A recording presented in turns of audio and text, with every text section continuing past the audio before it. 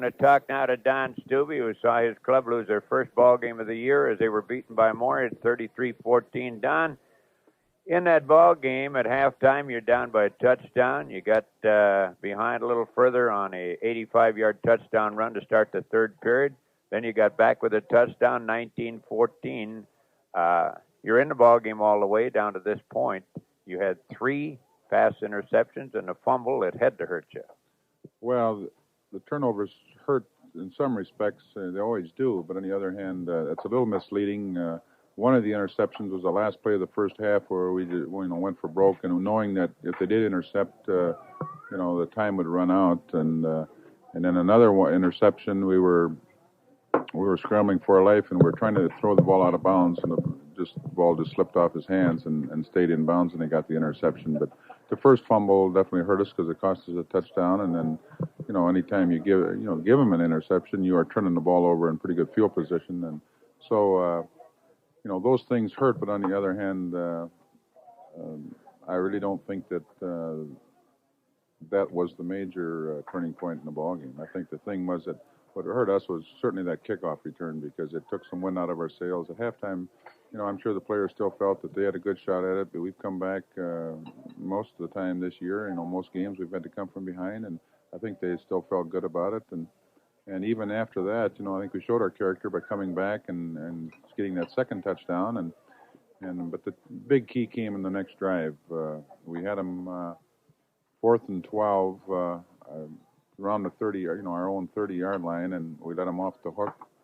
And then we had them again 4th and 23 or 4th and 22, and we let them throw a screen pass for 23 yards, and that set up that next touchdown, which broke our back after that. But we played with them well for 3 quarters, and it was definitely a case of greater speed than what we had, and not just in the backs, but in their overall team, and their speed just kept showing up time after time. And there's nothing better than speed, and we just don't have that type of speed like they do. That's the one thing we've been talking about all year, is the fact that, like, your linemen, bigger this year, just don't have the quickness that they've had before. And of course, you run into a club like this, it's going to get you. But really, looking at the ball game and ahead of time, felt you had to go in there playing a nigh-perfect ball game.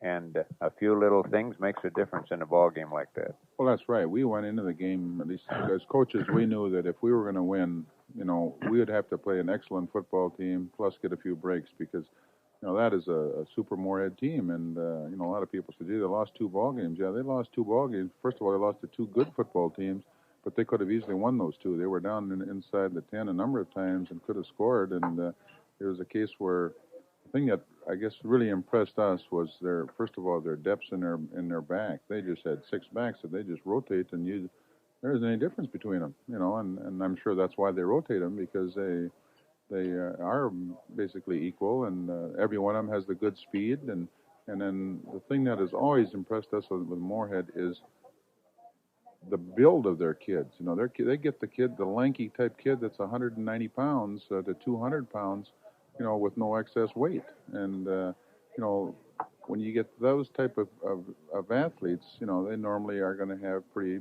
good speed. And the thing that they had going for them this year, too, is they just had 2 outstanding linebackers that really took care of that middle. And as a team, they're a very aggressive defensive ball club, and they just, played excellent defense the whole ball game, which we knew they were going to do. Yeah. Well, I know it. You're not making any excuses for your ball club. Your ball club showed a lot of intestinal fortitude coming back after that, especially after the big 85-yard run. And I think now that the problem you've got is to get them up, and they're going to have to be up next week, because everybody thought that Thief River was going to be a waltz, and last night they got beat 12-6 by Bemidji. So you're going up there, it's going to be tough. Well, that's right. There's no doubt in my mind that we're going to bounce back. Certainly the players are down because, that was a big game for them. They wanted that. It's been a long time since we beat Moorhead, and they certainly, felt that they could do it. And I think we gave it our best shot. And I guess the best thing I can say now is that, the important thing is that we forget that game. That game's over, and there's nothing we can do to change it. And And all we have to do now is work a little harder to get the next 3. And I guess I feel that with the attitude that this team has shown so far, that there isn't going to be any doubt that we'll be ready next week. Okay, did you come out of it pretty injury-free? Well, you never know. It was really a hard-hitting game, and first of all, we lost, or Tom Randall broke his hand Thursday night, and he did play last night. We had it all taped up, and they had a soft cast and that type of thing on it. So, that is, certainly hurt us. We don't know about Greg Dawkins. He got a good one in the arm, and you don't know just what that is. And I know we've got a lot of bruises today because Moorhead really hit, and it's a case where a lot of those injuries sometimes don't show up until Monday morning. But we're hopeful that everybody will be ready to go, and so we can't aren't going to use that as any alibi for, the rest of the way. We've got enough ball players where we'll get the job done. Okay, anything else, Don?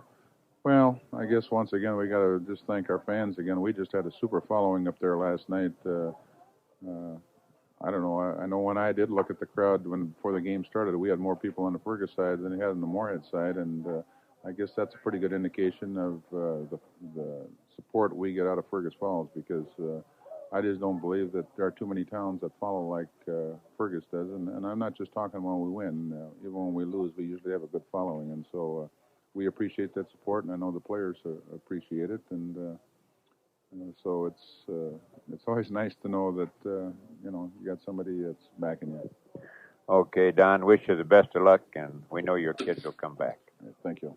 Now we're back talking with Jimmy Swanson, Fergus Falls Community College coach. Morning, Jim. It's been a long year so far. You're 0-3, and in all honesty, a break here, a break there, you could be 3-0. Well, it's like we were saying, you get tired of saying the same old things, and people get tired of hearing the same old things, but you're right, with a little different situation here, we certainly could be 3-0. If you take a look at our game films, sometimes it's hard to believe that football team lost the game, or with all the chances they had, that something different didn't come out as the final outcome. But we are 0-3, and I'm sure people are tired of hearing us say that that we could have or should have won a ball game, and they're about ready to see us win one. So hopefully this afternoon we'll be able to to get the win under our belts. Okay, now you're at Hibbing, and Hibbing are having the same kind of a year. Their biggest problem, of course, they have some talented kids, but numbers is their problem.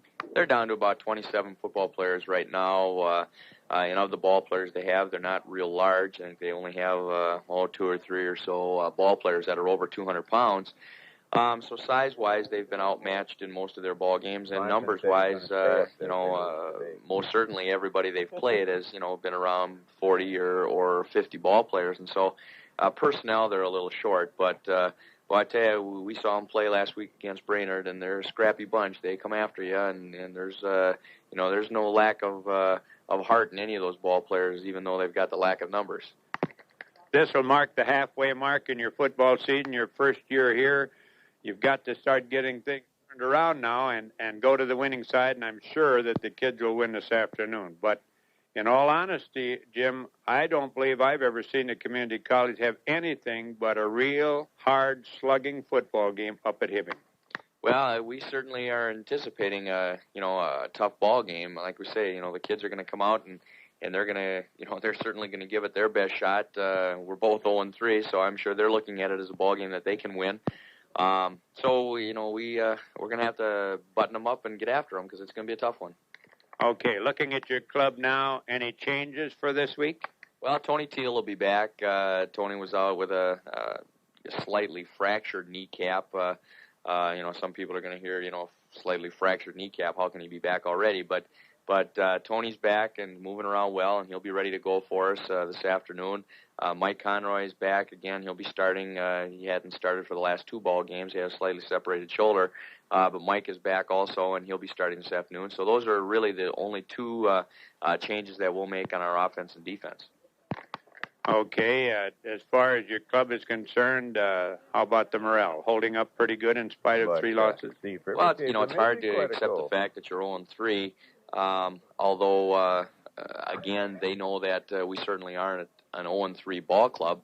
It's been just a situation of we've been our own worst enemies and haven't come through with some of the plays that we've needed to. So the morale is good. The kids are still working as hard as they ever have. We just need to get that first win under our belts that we can look forward to the second win.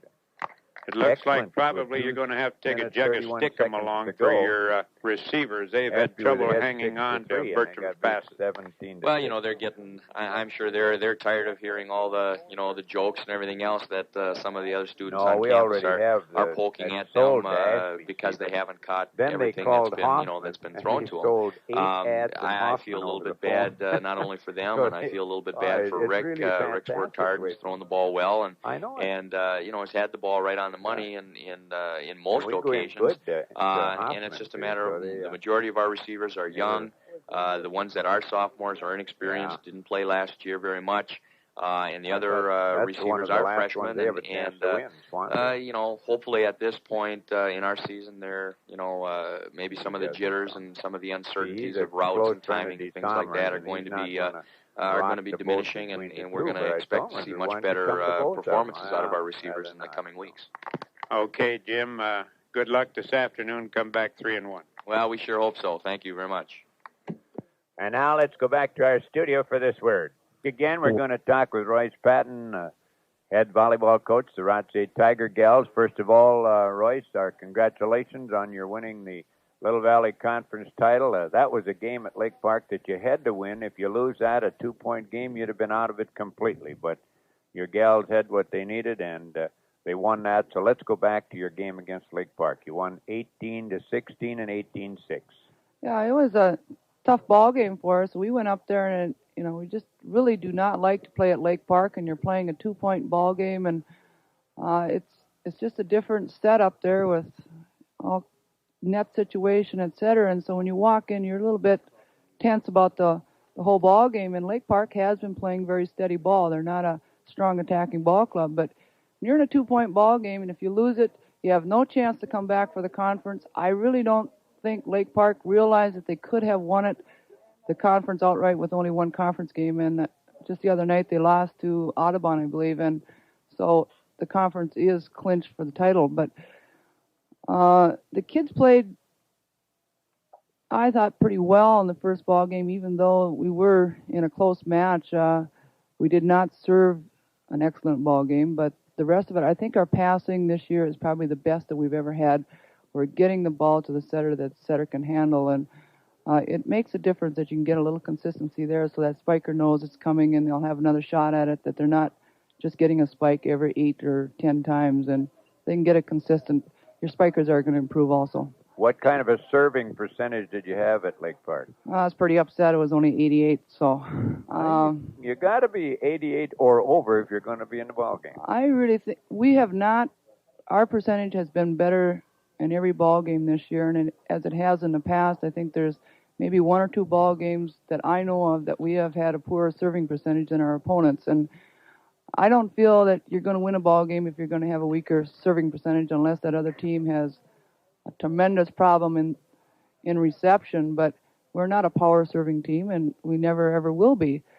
But we're going to be consistent. And we went to Barnesville on Tuesday, and we came with our 93%, told the kids we had to have it in order to beat them. And we're in a close match of 18-15, 18-12, and we certainly needed that percentage. Barnesville came out and slapped the first 3 serves against the net, which was surprising because I'd seen them serve up against Glendon Felton at a 96% clip. And they have the power against us, and if they're serving well, it can be tough on our ball club. Okay, now you have a big event coming up at Rothsay today. You have a volleyball tournament. Maybe you can tell us about that. Yeah, we have Fergus Falls coming in at 1 o'clock, Rothsay against Fergus Falls, and we're going to follow it at 2 with Battle Lake and Campbell Tinta. And then the losers will play at 3, and the winners will play at 4. And those times are set up just so that the games do not start before that time. Naturally, they're going to get off a little bit if we go to 3-game matches. But we have a tough ball game. Fergus has had excellent competition. They're playing some schools that I really wouldn't want to get into the league with, and they're coming out playing, pretty good ball games. They gotten beat by Moorhead and Breckenridge and Alexandria, and none of those ball clubs are anything to sneeze at. So I'm sure they're going to look for a win coming down to Rothsay. I think they need it, and we're going to look for it also. We're sitting at a 10-0, and we have never lost to Fergus, and we have won the tournament 3 years in a row, and it's something that the kids, really have to get up for, and it's tough on a Saturday. Now, do you think really, Royce, that your kids will have a little psychological pressure on them now with a win streak like this going? Most definitely. It's anytime you're winning, to win that next one, I think you can talk to any coach that's had a winning season. It's harder to coach than a 500 season. But you also get that chance, and maybe some weaker teams that you're playing, that those kids have that drive to keep that record clean. We needed the game against Barnesville. Barnesville was undefeated. We were undefeated. It's going to make a big difference in our ratings on the 20th, and we do get Barnesville one more time, but that bracketing, when you've got 3 top-notch teams, that bracketing is very important in the seedings, or whether you get number 1 or number 2, because 2 and 3 go into one bracket and 1 and 4 go into the other. So the game was essential to us, and it was at Barnesville, and we get Barnesville back a week from Monday, so we will get a home match against them before the seedings. Okay, you got anything else, Royce, with your volleyball? Yeah, I'd like to just say a few words to Bill Rose, who's in the hospital with a back injury, and we wish him all the luck and hope that he gets out. Having a little scramble with 26 kids in that gymnasium at one time in practice, and we just hope that he comes out healthy, and we'll keep winning for him. Well, we want to wish Bill the best of luck, too, for the fans in the area. Bill has been having a bit of a back trouble, and he went into the hospital at Pelican Rapids, and we hope that he won't have to be there too long. I just said one more thing about our football team. We go up to Halstead on Friday, and Mark Hensley wanted me to mention it, and I just hope the kids, have a shot to get on the win column, and it's a game they really need, and if they can keep their heads up and keep their hearts big, I think we're going to finally come out with a football win on Friday. Okay, thank you very much, Royce, for stopping by, and once again, let's hit that tournament at 1 o'clock. You play Fergus Falls. At 2 o'clock, it's Campbell Tinna going against Battle Lake. 3 o'clock, consolation affair. 4 o'clock, the championship outing. And it looks like someone stuck a hole in the clouds again, because there's nothing to do they're outside, really coming down right now. Boy, no use going out. You might as well stay here. We're having a bit of difficulty. I don't know. We're not getting any cue from the station, and we'll go right ahead with our football scores. And if someone is not getting us, would they please call the place out here so we would know about it? And if you're getting us, then we don't have to worry about the call. Well, let's take a look at the football scores. Gracefield 43, Clinton 6, Hallock over Greenbush 12-8. Hawley defeated Ada Borup 30-0. Hill City dumped Nevis in surpriser 34-20. Hillcrest Academy won the conference title, defeating Audubon 40-16. Hills Beverly Creek over Ellsworth 26-14. I don't know how we got that one in there. Huffman Kensington 17, Ashby 6. Ashby led with 2:31 to go in that ball game. Mahnomen continues to roll 31-0 over Roseau. Moorhead handled Fergus Falls. It was close midway in the third period, and then Moorhead broke it open 33-14. Montley over Pillager in overtime 26-20. New London Spicer 19, Morris 0. New York Mills over Monaga 28-8. Ortonville got by Dawson Boyd 37-0. Perham, a real tough defensive ball club, got by Breckenridge 10-0. Plummer 28, Middle River 12. Chicago, Alberta over Milan 32-8. Cyrus Hancock 39, Bellingham 14. Detroit Lakes 25, Staples 6, as Detroit Lakes are headed for the mid-state conference title. East Grand Forks 21, Crookston 7. Elbow Lake setting up for their big battle with Belgrade next week, defeated Parker's Prairie 14-0. Elk River 43, Alexandra 0. Fertile Beltrami shut out the Locomotives of Dilworth 22-8. And what an upset. Gary 42, Norman County West 38 in a basketball shootout. Glenwood 41, Painesville 14. Glendon Felton over Red Lake Falls 34-6. 6. And continuing with football, Aiken clobbered Park Rapids 32-0. Albany over Litchfield 54-14. Appleton defeated Wheaton 31-6. Barnesville over Frazee 28-6. Battle Lake, the Big Blue Machine defense, the old 5-3 did it again. They beat Sabika 14-0.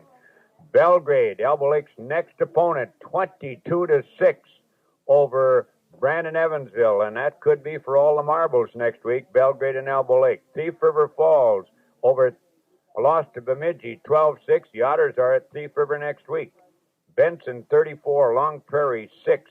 Bertha Hewitt shutout Henning 33-0. Brainerd defeated St. Cloud Apollo 29-3. Bruton over Eagle Bend 35-7. Browerville Whitewash Clarissa 14-zip. Browns Valley over Beardsley 37-16. Campbell Tinda over Herman 14-9 in a squeaker. Sauk Center defeated Montevideo 31-14. Montevideo falling on hard times. Starbuck continues to roll as they poured it on hapless Villard 53-0. Swanville upended Burndale 13-7. Twin Valley over Underwood 18-8. Ulen Hitterdall got by Lake Park in a surpriser 8-6. Uppsala back on the winning track over Grey Eagle 34-18. Wadena 21. Crosby Iron to nothing. They're building character at CI this year. Wilmer 14 and Cambridge nothing. We'll be back in 1 minute with more. British Columbia and the University of North Dakota battled into overtime in their college hockey openers last night in Grand Forks, North Dakota. Sophomore center Dave Brownlee scored 3 minutes 45 seconds into the overtime period to lift the Canadian team to a 4-3 win. UND is the defending NCAA champion. The Sioux led 3-0 until the final 7 minutes of regulation play when British Columbia roared back with 3 goals in 2 minutes. UND coach Gino Gasparini said too many of his players took too much for granted and let the game go.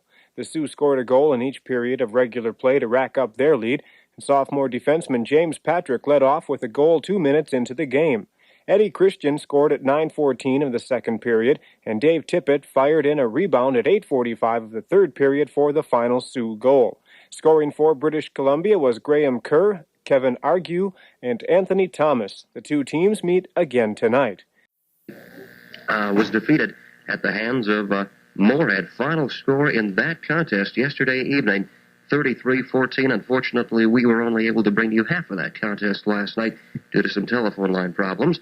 We'll be talking to head coach Don Stueve about last night's contest. That was the first loss of the season for the Fergus Falls Otters. Quick rundown of those scores, as promised. A lot of shout-outs that I was mentioning earlier to Dick Risquid. A lot of shout-outs last night. We'll run down all those area scores. Aiken defeated Park Rapids 32-0. That's the first shutout on our list. Albany over Litchfield 54-14. Appleton over Wheaton 31-6. A decisive victory there for Appleton. Barnesville over Frazee 28-16. Battle Lake shut down Sabika 14-0. There you see that big shutout again. Belgrade over Brandon Evansville 22-6. Bemidji defeated Thief River Falls to the north of us 12-6. Benson down in Long Prairie 34-6. Here's another one of those shutouts. Bertha Hewitt over Henning 33-0. The tally in that game yesterday evening. Brainerd, a decisive win over St. Cloud Apollo, 21-point margin, 29-8. Campbell Tinta over Herman 14-9. Detroit Lakes defeated Staples yesterday, 25-6. East Grand Forks over Crookston, 21-7. East Grand Forks Sacred Heart, the private school, of course, over Waubun, 27-7. Eden Prairie shutting down Glencoe, 7-0. Glencoe unable to get on the scoreboard there. Elbow Lake Wendell Barrett over Parker's Prairie, 14-0. Still another goose egg for Parker's Prairie. Elk River over Alexandria, 43-0.